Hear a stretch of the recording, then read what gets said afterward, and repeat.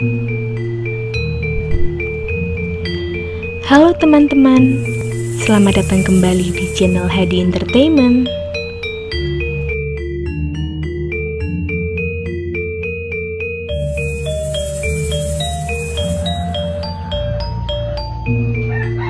Selamat pagi, saya Safa dari Bali dengan salam hangat. Semoga selalu sehat dan rahayu. Baik, saya mau sedikit memberikan atau memaparkan sebisa saya.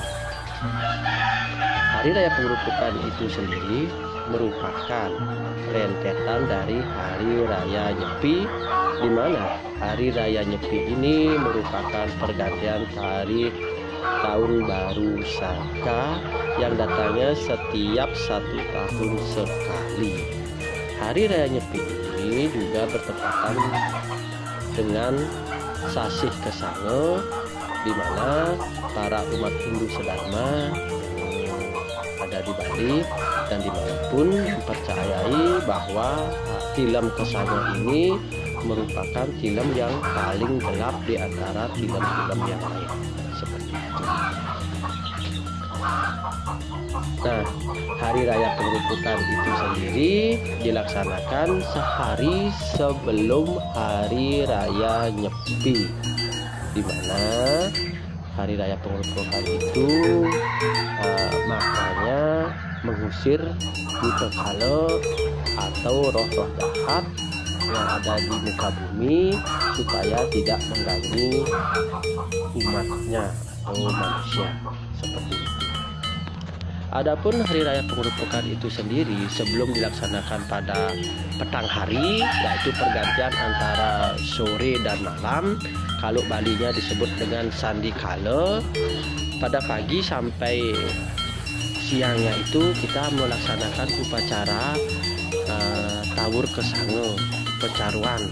Itu maknanya mensucikan jagat alam ini, pembersihan. Nah, di mana upacara ini harus dilaksanakan di masing-masing desa itu sendiri, dan tempatnya harus di Perempatan Agung, Simpang Agung, yang di Bali disebut dengan istilah Catus Pate, di mana pada Perempatan Agung ini tentunya harus ada pura desa. Pura desa ini yaitu tempat berkumpulnya manifestasi Ida Sang Hyang Widi yang ada di masing-masing pura paibon atau pura golongan, berkumpul menjadi satu di pura desa. Nah, ini dilaksanakan 3 atau 4 hari sebelum Hari Raya Nyepi. Nah, diawali dengan bareng-bareng atau bersama menuju ke pantai Lungo ke Beji. Lungo ke Beji ini kalau seperti kita sendiri yaitu mandi, pembersihan sebelum dilaksanakan upacara besar pada Hari Raya Nyepi itu. Nah, dengan adanya Lungo ke Beji, otomatis semua perwujudan atau manifestasi Ida Sang Hyang Widi ini, masing-masing pura ini dibawa ke pantai, karena pantai dipercayai pembersihan yang paling bagus. Nah, datangnya dari pantai atau Beji ini, beliau disemayamkan lagi di pura desa atau Balai Agung, namanya tempat beliau untuk berdiam, bersemayam. Nah, disinilah para umatnya datang untuk mengaturan. Itu tidak dibatasi harinya, terserah antara 4 hari itu, bisa-bisa saja. Pas di hari pengerupukan, Ida ditedunkan lagi. Utara ini ditedunkan lagi. Nah, di situ ada rentetan upacara lagi. Nah, seperti ada tarian-tarian awal, itu merupakan istilahnya apa ya, penyambutan. Kalau kita di kalangan seperti kita sendiri, ada tamu apa namanya, orang yang kita hormati, pasti ada tarian-tarian awal dulu atau tarian penyambutan. Itu ada tari rejang, ada tari baris, seperti itu. Karena ini istilahnya seperti penyambutan dewa yang turun ke bumi. Nah, selebihnya itu baru dilaksanakan. Ada orang dikejar-kejar membawa babi dan seekor ayam. Nah, ini babi ini disebut dengan babi butuan, di mana nanti babi ini akan ditangkap dan digorok sampai keluar darah. Begitu juga ayamnya, di mana darahnya ini akan diambil dan diolesi di masing-masing pertimo namanya. Pertimo ini berbagai macam-macam wujud. Ada yang seperti ikan, ada yang seperti macan, ada yang seperti garuda, sesuai dengan apa yang bersemayam di masing-masing pura itu sendiri. Maaturan ini sama dengan meyadnya, artinya semakin besar kita meyadnya, semakin besar pula pahalanya. Tapi dengan catatan satu sisi, semua yadnya, semua aturan ini dilaksanakan dengan hati yang tulus ikhlas tanpa ada pamrih, seperti itu. Nah, masalah tarian tadi itu rentetan dari acara Tawur Kesango seperti yang saya jelaskan barusan. Nah, terus masalah orang yang dikejar-kejar seperti tadi itu kan, darah dari babi dan ayam itu sendiri akan diambil untuk dioles. Itu istilahnya cihne atau ciri bahwa upacara itu sudah selesai.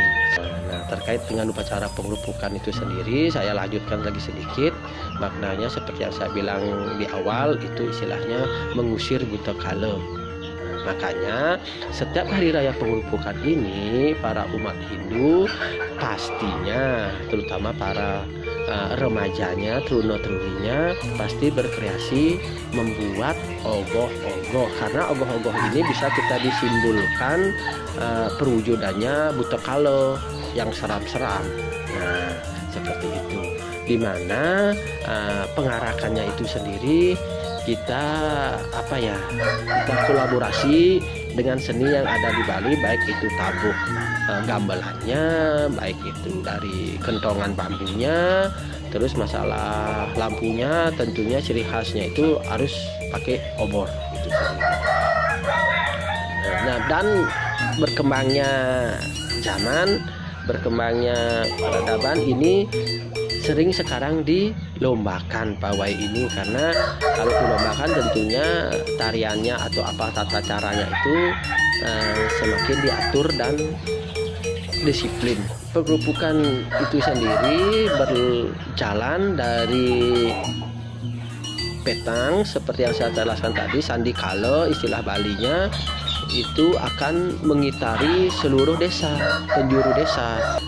Setelah sampai batas waktunya itu di bawah jam 12. Setelah pawai dan mengelilingi desa itu berhenti atau selesai, baru ogoh-ogoh itu sendiri diperlino, dilebur atau dimusnahkan dengan cara dibakar. Tapi sekarang banyak yang dikomersilkan karena ada juga yang sifatnya dijual. Kira-kira seperti itu penjelasan saya untuk makna dari hari raya pengelupukan itu sendiri. Oh ya, lagi sedikit, dengan berakhirnya pengarakan ogoh-ogoh dan dilebur atau dimusnahkan itu ogoh-ogohnya, berarti berakhir pula rentetan hari raya pengelupukan. Dan mulai besoknya jam 6 pagi kita sudah harus menyambut hari raya Nyepi, di mana semua warga yang tinggal di Bali tidak boleh melakukan aktivitas atau apapun, karena ini sesuai dengan istilahnya catur berata penyepian. Amati geni, amati karya, amati lelungan, amati lelanguan. Nah, itu amati geni itu tidak boleh menyalakan api. Amati karya tidak boleh bekerja. Amati lelungan itu tidak boleh kita bepergian. Terus amati lelanguan artinya kita tidak boleh istilahnya makan sebelum waktunya. Nah, seperti itu yang bisa saya jelaskan. Sebagai akhir kata, ayo terus dukung channel ini dengan cara klik tombol like-nya, subscribe, komen, dan jangan lupa share ke teman-teman kalian biar kalian gak ketinggalan info-info menarik selanjutnya. Terima kasih. Bye, see you di next video.